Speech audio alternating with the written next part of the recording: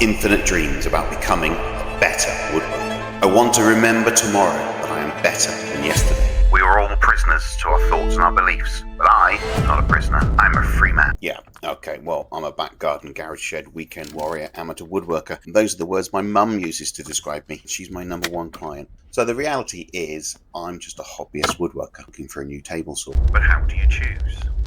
Now, I'm not the clairvoyant, so I don't know how to choose a table saw.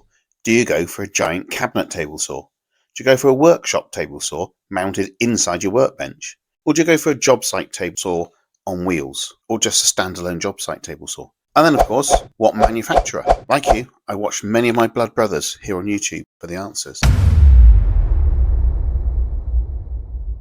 So I thought about what I currently do and what I want to do somewhere in time.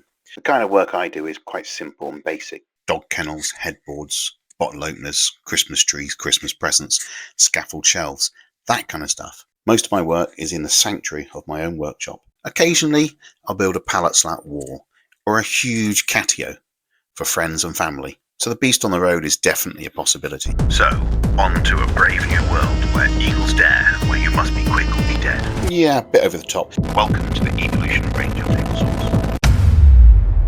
This is not a sponsored deal.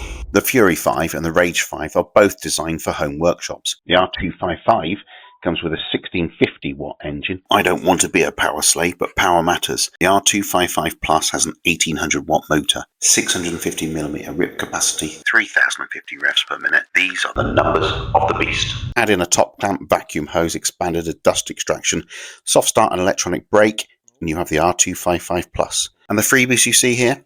Wait for my product review for the revelations.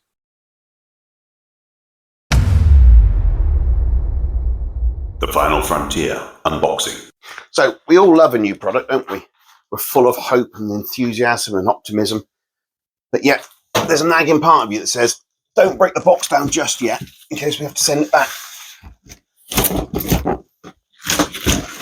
Store it under the workbench.